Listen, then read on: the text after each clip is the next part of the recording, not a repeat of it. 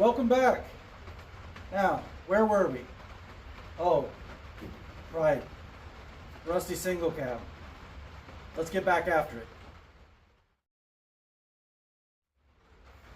Thanks for being here, everybody. It's time to get back on the single cab. Still more metal patching to do. It's kind of getting repetitive, but that's part of fixing up these old Volkswagens. Hopefully, today, we're going to get a lot knocked out. I feel like I've been dragging my feet a little bit lately. I need to get over this hump so we can start putting in metal instead of just patching old rusty metal. One thing of note, we had a show locally a couple weeks ago. Yeah, anyway, a guy I know was selling some leftover funky green metal, and he happened to have this dog leg piece that we need to fix that driver's side dog leg. So we have this in our hands now. We'll be able to progress onto that once we get the patching done too. That's great. Let me show you what we're going to try to tackle today. You know, we have had an abnormally wet spring and summer this year. I don't remember the last time it rained this much. I mean, I remember it, but my goodness, it was 4 or 5 years ago. It had to have been. Anyway, I want to say that just to say, pardon the audio. My metal roofed shop is it's a little bit noisy. Fortunately, I'll be doing a lot of grinding, welding, cutting, a lot of stuff I fast forward and you don't have to listen to it. But in the audio sections, bear with me if it's a little bit noisy. I can't control the weather. Or can I? So I mentioned I feel like I've been dragging my feet a little bit. As you can see, I have not made it back out here yet to grind these welds down. Don't worry, I won't bore you with that, but that needs to get done. It's time to move on to the patch down here. We did this on the other side. Notorious spot for rusting out. We're going to get that patched up. And I'll tell you what I'm really interested in getting to today is this monster patch. It's going to feel great to get this patch finished. I mean, I don't even know. I'm ready for it. I'm ready for it, guys. I'm ready to see this done because I feel like after that, putting this patch in is going to be easy. And then it's time to start putting fresh metal in. So let's get after it. I think the first logical step is going to be to get in here and grind this clean, get all the excess metal, the old metal off of it. I believe that hat section is not going to have to be replaced. It's not great, but I think we can get away with reusing it. But I definitely need to treat the rust on it. So if we can get the metal ground away that's not supposed to be there, get a little OSFO on it, then move on to something else, that'll give it time to dry, do what it needs to do so that we can move to putting a panel over it. So let's get that cleaned up.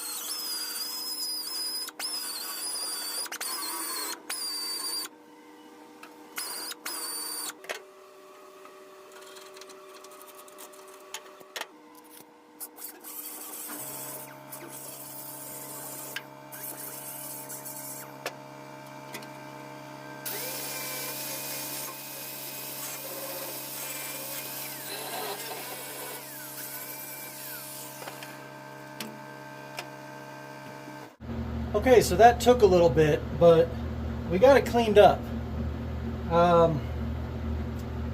Maybe as clean as it's going to be. It's a little rougher than I thought, and there's actually some holes in the hat section over here. Now, there's one too. I don't want y'all to crucify me for this, but I don't think we're going to fix those. I keep reminding myself what my friend is after with this truck, and it's not restoration, it's just getting rid of these major holes. I know that now is the opportunity to fix that because I'm here, But you've got to remember, this thing came in here because he wanted a new front floor and some patches on the wheel tubs. And look where we're at. I could keep going and going and going. And you know how the onion peels, guys. It just keeps getting worse the more you go. We're going to treat this. We're going to pretend we never saw those holes. And I'm working on a panel to start putting in here. Let me show you that. Maybe I'll redeem myself. Okay, so once again, we're using some of this late base sheet metal that I had laying around. Because we're eliminating one of the ribs in the original sheet metal when we cut it out, and I don't have a way to rib it, I used a ribbit. I don't have a way to put ribs in it. I used a piece off of here that had a hat section in it, so it's going to create structure. And I'm going to leave this hat section on the treasure chest side, and then on the inside it'll be smooth. But since we're losing that rib that goes right here, this should compensate for that. This is the bottom, and I looked at an original example. We have to have these notches, these and these are the E-brake, and this is the shift tube. This sits all the way down on that hat section. So I measured out, got those lined up where they're supposed to be. I still need to clean them up a bit. But this is my panel so far. I definitely cut it over width, maybe an inch or so. I'm not 100% sure where I'm going to put my outside seams on this. There's not really any metal left in that tire well to weld this to. And then we run into what we were doing with a patch last time, where it's going behind that inner fender panel. So I might have to get in the treasure chest and slice it halfway through that inner fender panel, put it in from behind, and then do my welding from inside the treasure chest, so that we're not trying to weld or show some funky stuff. I know this is weird because, like I just mentioned, I'm going to pretend I didn't see some holes, but yet I'm going to great effort to not show my welds and make it look factory. Where's the balance? I don't know. Guys, I'm just doing the best I can, and trying not to get buried in this, and trying to not overwhelm my friend who expected his truck already back by now. But like we talked about, these things just keep progressing. I think maybe that's why guys like patina rides so much, is you don't have to do anything. You just clean it up and pretend like all those problems aren't there. I'm not knocking it. Everything in my shop except for like one bus is still in original condition. There's stuff I don't want to address. And this is why. It turns into a full restoration when you just try to make a simple patch, a simple repair. But anyway, rant over. What we need to do is figure out where we're going to put this patch in at. And to do that, it's time to go back with a tape measure, see where I can get cutting at. Okay, so I did a little measuring and I thought it over, and you know what? It's going to be a lot easier to figure this out, I feel like, if I get the bulk of the material that I know is going away cut out of here. So I ran a straight line across there. It's below that rib, so I'm going to be able to salvage that rib. Over here on the left side of the screen, passenger side, yeah, that metal's a little crusty. I'm hoping it's solid, because I don't want to get up into that other rib. I've got enough material, I believe, to go up into that rib. I also cut it big, not just side to side, but up and down. Anyway, I'd like to stay right there and salvage that rib and only lose one. So I'm going to cut this bulk material out of the way, and then maybe we can fit the panel a little bit easier.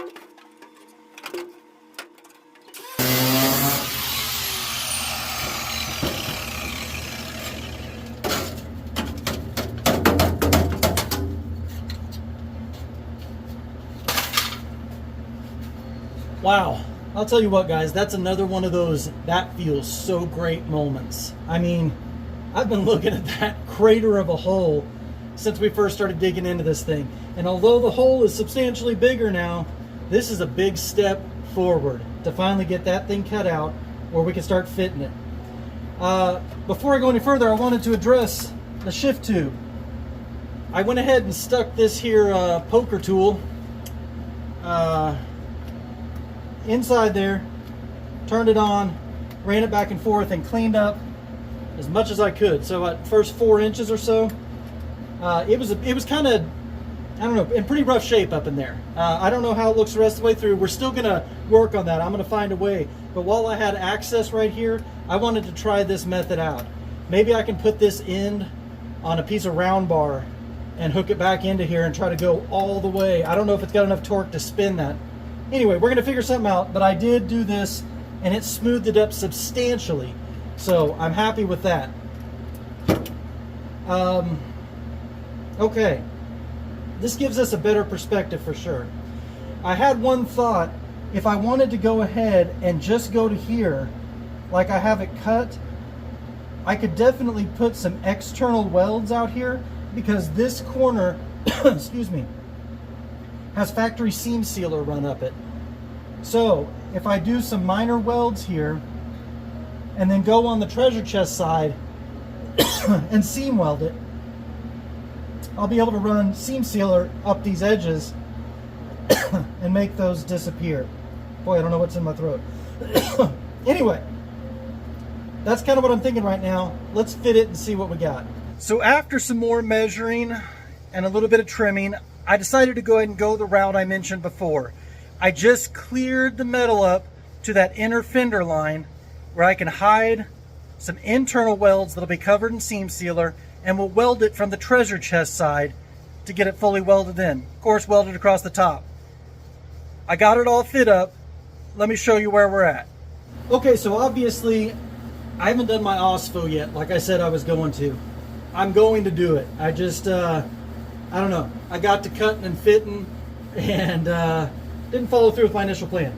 Anyway, here it is, guys.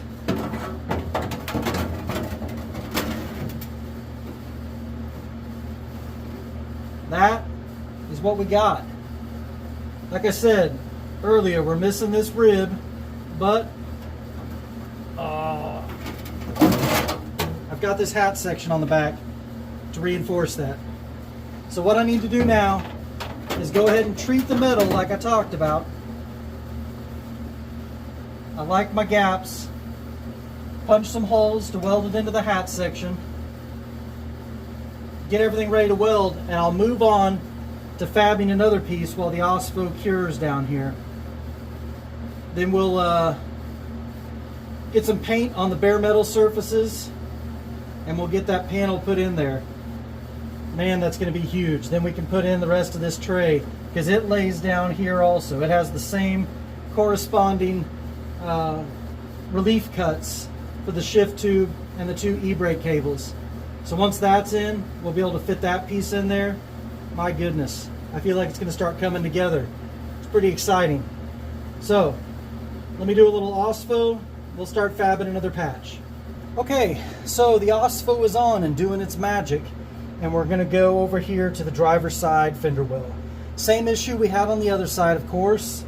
That lower section up against that hat section just catches stuff and rusts out. Got me another piece of metal here, dropped it in place and scored a line.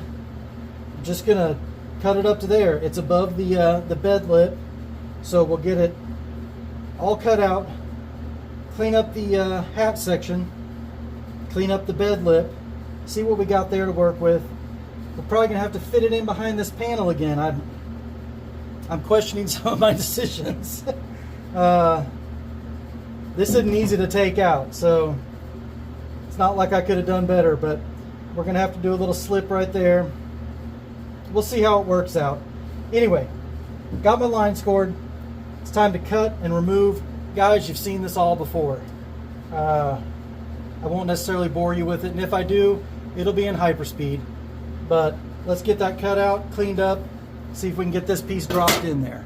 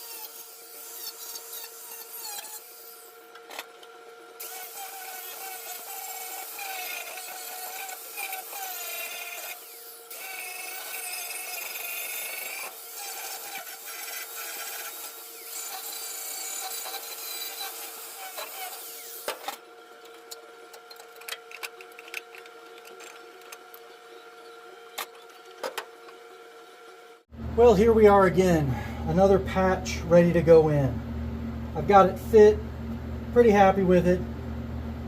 Definitely we're going to pull it back off and OSFO behind this. This hat section, pretty rusty back here. So I'm going to check the OSFO in the middle, see if it's dry. Not sure it is yet, but I'd like to get that center section tacked in. But this one we're going to go ahead and pull back out, treat, and get the metal patch prepped to go back in. A little paint on the back, some holes punched, everything we need to do to get it ready to go. But you know what? Once that's welded in and that's welded in, grinding and all these patches on this bulkhead are done. I am feeling really great about what we've gotten accomplished so far. So let's keep going.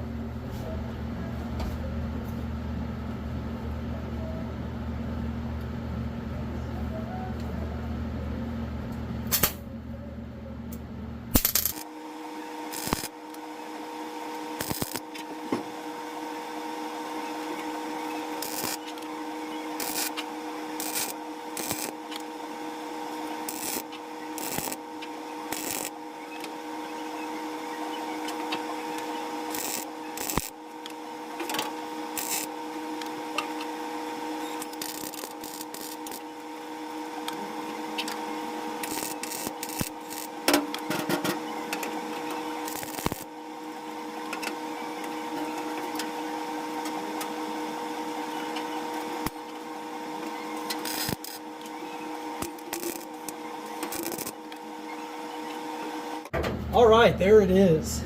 It is tacked in. We are on our way. This is exactly what I wanted to accomplish today, so this feels real good. Got a lot of welding left to do, followed by a lot of grinding. Got OSFO on that section over there. Got to let it dry.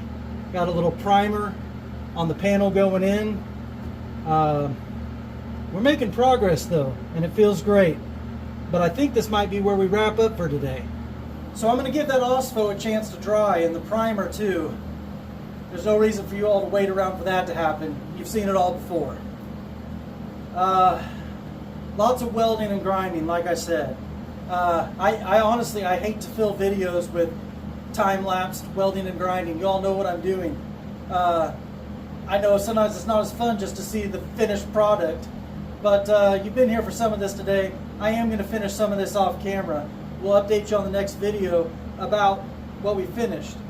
Speaking of that next video, I think we're going to get to put the toolbox bottom in, and maybe even the toolbox itself. Start getting those fender wells tacked in on top. I don't know what else we're going to run into. We have the patches done, so it should just be assembly now. And we got to get all that done before we can put the floor in. The thing it's here for. So anyway, I really appreciate you all being here. I really appreciate you following along. If you wouldn't mind, go down below, hit subscribe, hit like. You know, YouTube told me the other day they like it when you do that. I'm just glad you're here watching, but it does kind of help me out if you hit subscribe and like. Comment. Let me know what you're thinking about the project. Let me know what I'm doing right, what I'm doing wrong. If you have any suggestions, I'm happy to hear them. I'm ready to learn every day. But anyway, everything's wrapped up. I got some cleaning up to do around here. Like I said, OSFO, paint, or drying. I'm going to get that stuff tacked in, welded in this weekend. It's getting hot out here. It's summer in Oklahoma. I have this fan going. Sorry if that noise is a little overwhelming. It'd be unbearable out here without it. I'm thinking about maybe putting a window unit in, although the shop's big. It'd be tough to cool it off. Anyway, I'm blabbering. Thanks again for being here, and until next time.